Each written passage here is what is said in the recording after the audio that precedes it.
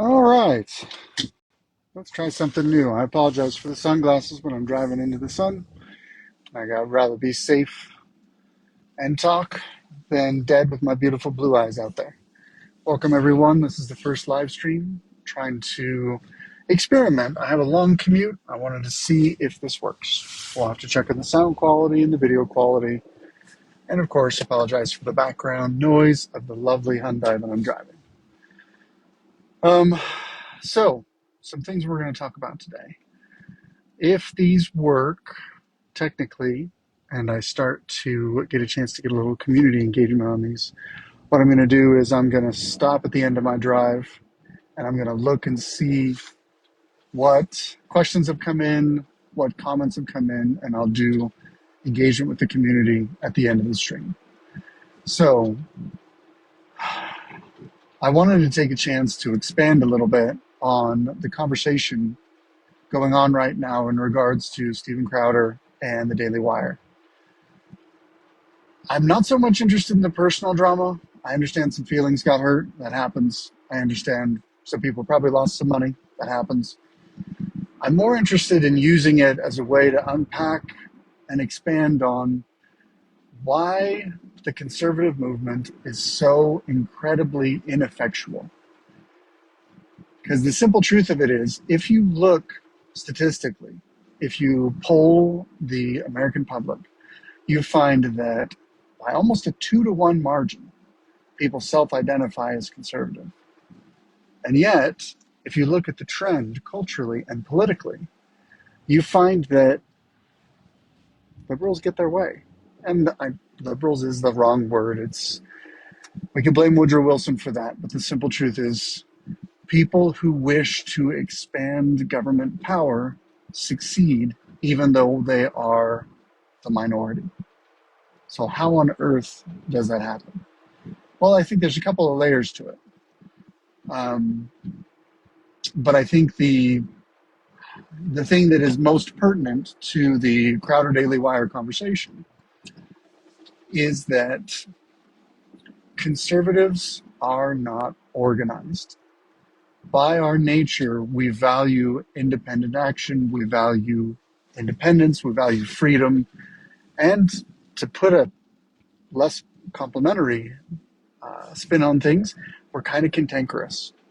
We are fractious. It is very easy as someone who wants to hold on to principles so tightly to then pick a fight with someone else and say, well, my principles are this, but you're not following that exactly the same way, and so we're not going to line up.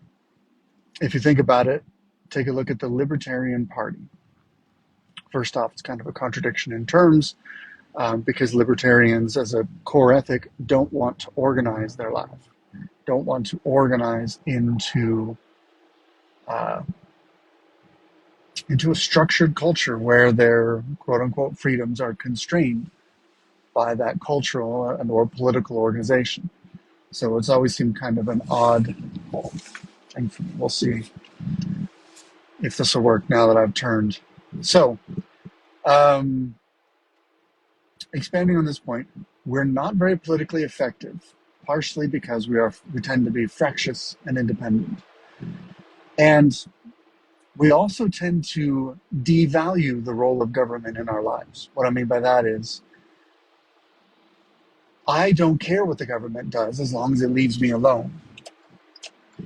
But that means I'm not nearly as motivated to administer government programs, to expand government programs, to direct government money in the places that I want because I don't rely on it. I just want to be free from the entanglements, which means my level of motivation as a stand-in for generic conservative is far less than the equivalent on the other side of the aisle who needs government assistance to finish school, who needs government assistance, who thinks they need government assistance for these things, to provide health care for them and their children, to child care, to compensate them for lost wages in the event of an illness or an accident. So because of the disparate level of motivations between left and right, for lack of a better descriptor. We end up with a situation where if you had 100 people on both sides, the people on the left are going to be more motivated than the people on the right. So you end up with a situation where even though most people self-identify as conservative, they are outvoted, they are out-hustled typically by those who are more motivated. Now, on a related point, they also lose because, I apologize, I'm heading back into the sun. Conservatives also tend to lose politically because it is frankly difficult to ask the average human being to turn away, quote unquote, free money on principle. As a simple case in point, if you are someone who believes in conservative principles, someone who wants to be independent, someone who is trying to establish themselves within civil society and do their best to build a base of capital and maybe even eventually start a business, and you decide to go to school for that, and you run through a set of paperwork and discover that you qualify for a Pell Grant, are you going to say no to a Pell Grant money? Most people, almost zero, would turn that down unless they were already so wealthy from another means that it wasn't worth the hassle, which is by far the exception than the rule. You can repeat that same analysis when it comes to Medicare, when it comes to Social Security.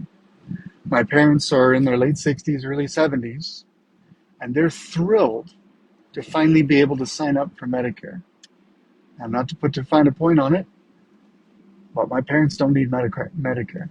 There's no reason for that, other than it's free and they're legally entitled to it. Free in this conversation is always in quotes. So, the simple truth is politicians can bribe leftists easily with government money because that's what the leftists want explicitly. But they can also bribe people who are ostensibly anti-government or pro-limited government, for lack of a better term. Because life is hard and expensive and dangerous and difficult. And it's really difficult for most people to simply turn that money down. I mean, think about it. A couple of years ago, COVID comes around. Government says, hey, here's some stimulus money. I had 4 kids. I needed the money. I took the money. Does that go against my principles? Well, that's probably a conversation for another day. So we've wandered a little far afield. Let's draw back to the topic at hand. Steven Crowder versus the Daily Wire. So, simply put, Steven Crowder is, I've heard it described as ideologically motivated. He is incredibly talented in certain ways, and he uses that talent to be very productive in the marketplace. And for many years, he's made a lot of people a lot of money. But he doesn't fit within the establishment Republican culture. And one of the reasons for that is because I believe big chunks of the establishment political culture on the right have been captured by what they claim to oppose. What I mean by that is they would have to turn down the money on the up front in order to live their principles and oppose government intrusion into their lives. The Twitter files recently have shown, and I'm sure if we were able to dig in, we'd find the same pattern across multiple social platforms, that the lines between private actions of social media companies and public actions of government employees have blurred. We see many times where there are requests and communication and coordination back and forth between those two ostensibly independent entities, creating a situation where effectively big tech social media, again, bit of a generic term, bit of a catch-all, or we don't really have a better term, becomes the de facto censorship arm of the United States government, or more particularly, whoever happens to be in charge of the United States government at the time, or even more specifically, however the bureaucrat who's engaging with the social media company leans politically, which if you look at it is almost exclusively left. If you look at the civil service in America, you do a political poll, it is extraordinarily biased towards the left. So what we have is a situation where people in the establishment right media complex, this is Fox News, this is The Blaze, this is the Daily Wire, pretty much everyone who is a big enough entity to have a target on their back is, and to a certain extent, we could even tie in pieces of the Republican Party into this same analysis, but we'll stick with the media companies for now. They have a target on their back, and they're left with the decision internally to say, do we stand on our principles and spend all of our money fighting off government intrusion, or do we constrain ourselves and get a big fat check?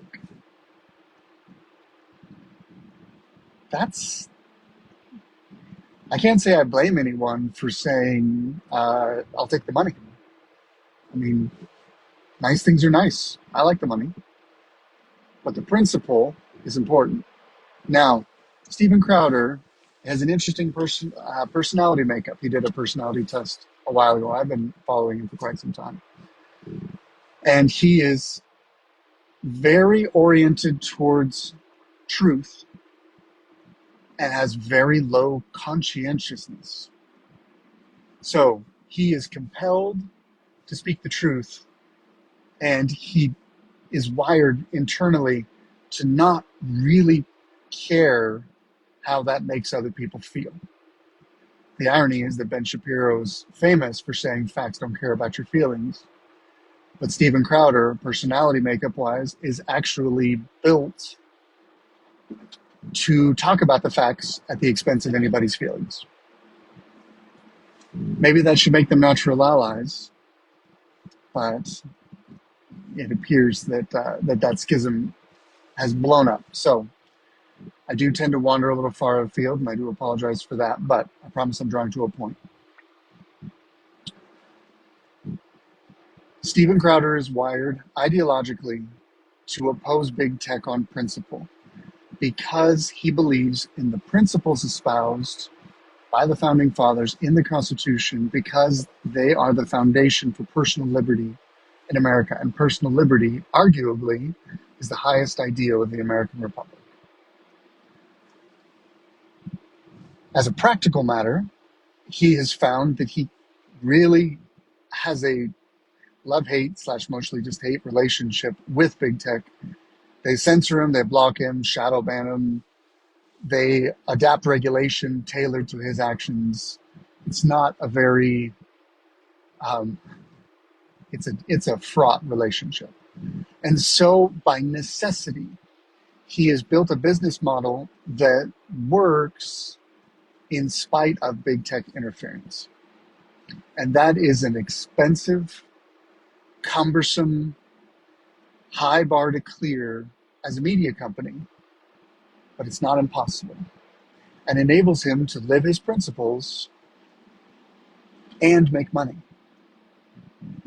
Now, being ideologically aligned and motivated, Steven Crowder's looking for allies. He's looking for people who are also willing to fight for personal liberty, to fight for truth, and to fight against those who would censor those things. Most obviously, big tech and the government bureaucrats that employ them for their own purposes. So, he looks at the landscape and he sees that there are a lot of people out there that are saying things similar to what he's saying.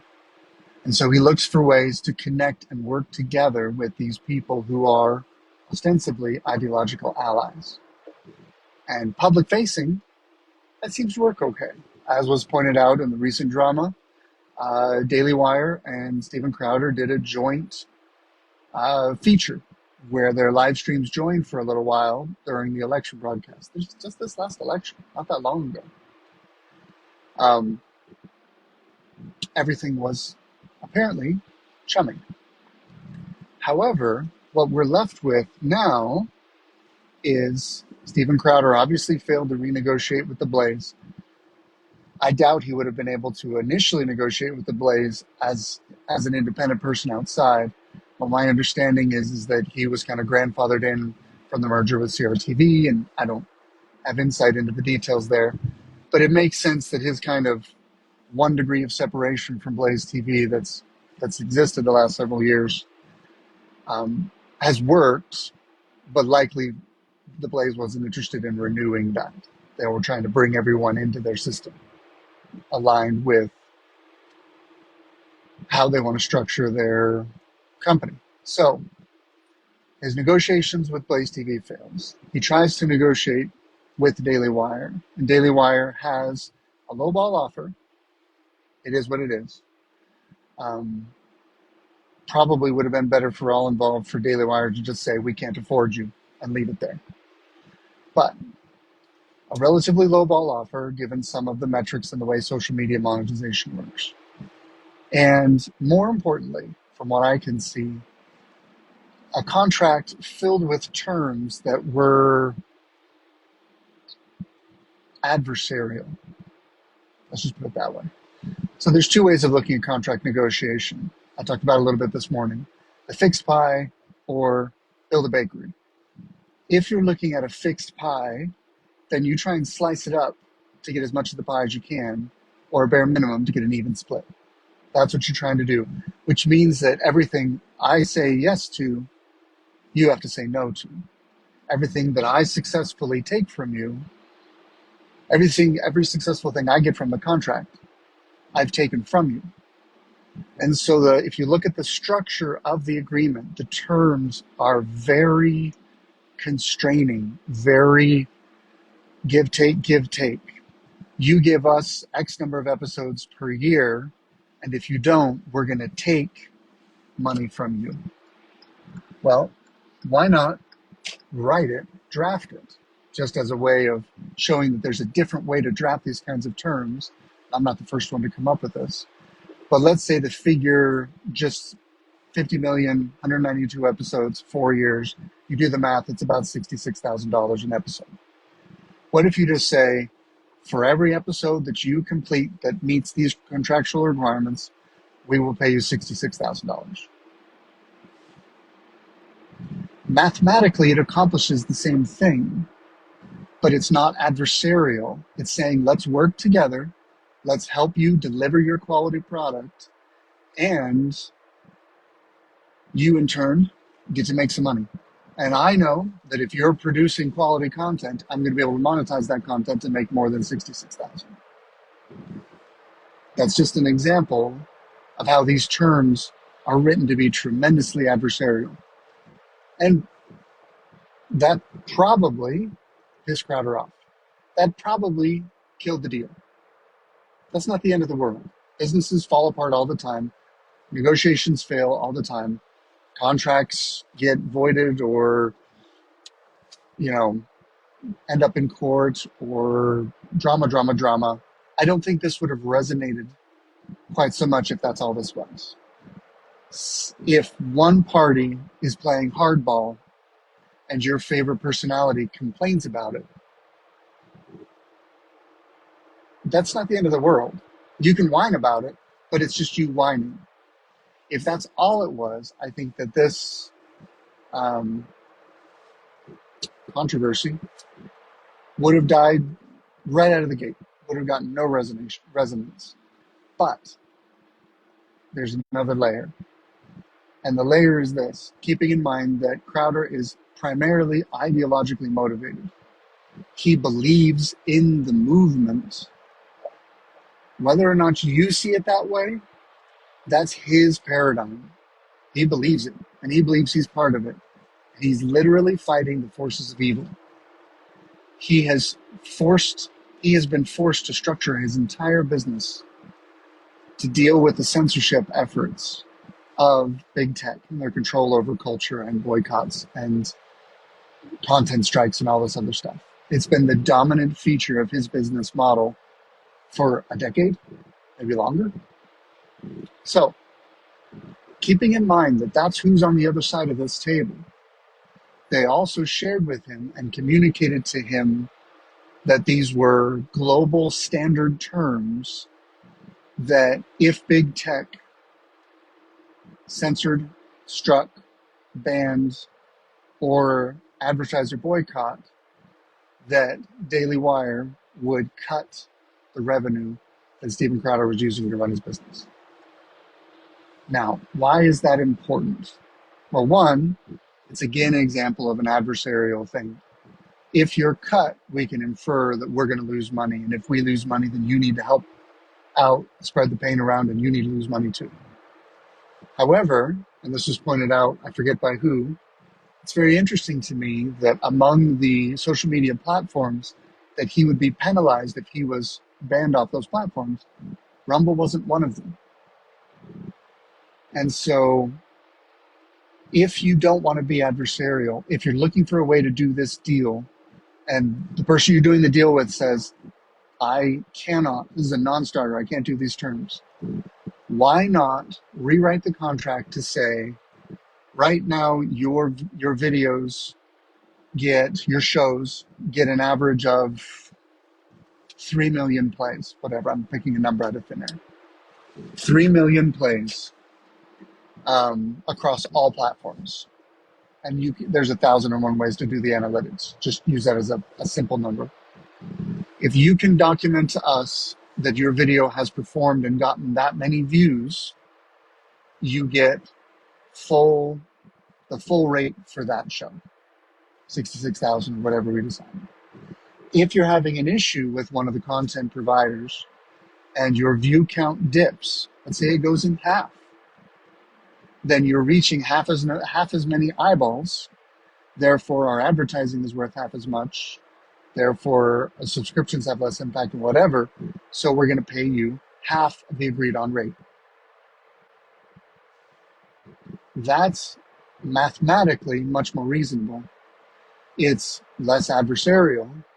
And if you are truly ideologically aligned, if you are truly an ideological ally, literally fighting, quote unquote, the forces of evil. And again, I'm not making that comment. I'm saying that in my opinion, that's how Steven Crowder sees this. If you make that change, you've protected your business against the actual monetary effects of a ban without proactively penalizing this talent that you claim you want to have part of your family, part of your broadcast group. Without having to out and out punish them, you protect yourself from having to pay them when the value of their product goes down, when the reach of their product goes down. Problem solved. And I'm not brilliant. I'm not a contract lawyer. I don't know. I can't be the first one to think of this sort of thing. And so when I look at a business and I see that it doesn't do something, then I look at it and I say, maybe they don't want to do that. And that lines up with what Steven Crowder said on Tim Pool. He said, listen, these terms are required. Otherwise, there is no deal. That's what he was told. So if you have someone who claims to be an ideological ally, but when you look at the way they structure their business, they open the kimono, they give you a little bit of an insight into the way they structure their business, and you see in black and white that they, by their actions, are not aligned with their words, that could possibly kill the relationship right there, friendship-wise. It certainly casts a pall. It certainly makes it difficult to count them as allies in your ideologically informed battle. It makes it almost impossible to proceed from there, especially if we don't know this, but we can assume that if his dealings with Blaze broke down, it's possible that Blaze has similar language. If this is a industry standard, if this is just business, if this is the way it's done, and Steven Crowder looks around, he's trying to negotiate with these people, trying to join together in his ideological battle, and everyone who claims to be his ally is actually presenting him with shackles, potentially the instrument of his own destruction, and calling it friendship. What is he left to do but say, if I stand on principle, if I do what is most important to me, which is tell the truth, even if it hurts other people's feelings, then I'm at war with everyone who is under the thumb of big tech, even if they use fair words to say they're actually on my side. And so he picks the fight. So he says, all right, looks like I have more people to fight with. And he starts at Stop Big Com. Now, I'm not blaming Daily Wire for structuring the business the way that they did. They do good things in the world. But if you are actually being constrained by your ideological opponents, then you're living a lie. And you're getting paid for that constraint. You're getting paid to perpetuate a lie. That's fraud. I can't go there. Now, there's a lot of things that I like about Daily Wire. I don't want to bag on them. I know that everyone individually is probably doing the best from what they can see. But one of the things that's part of this channel, one of the things that I believe to my core is that how you feel about something is separate from the actual objective reality. That's where the rational piece comes in. That's where the critical thinking comes in. You can believe that you're helping your child, but if you're actually feeding them poison, you're not helping your child. You can believe that you're supporting your spouse, but if you're actually tearing them down or isolating them, then you're not actually helping them. Your beliefs are irrelevant. The end result of a conservative movement whose business model relies on big tech's permission to exist is that entire conservative speech movement will be completely ineffective. It will be neutered because one side has all the money and all the control and gets to act with impunity and break the rules consistently. And the other side has to toe the line or they get squashed. So, for what it's worth, I stand with Crowder. I believe in doing what is right. And I respect that he was willing to pay the price that this decision would enact. So, I want to thank him for inspiring me with his actions to start this up. I look forward to the chance to continue this conversation. And it's going to be a wild ride. I'm going to watch this video back again and see how the sound quality was. And if the sound quality wasn't truly obnoxious, then I'll likely do this again. If not, I may look at getting some additional equipment. But to all of you, have a wonderful day. I'll talk to you tomorrow.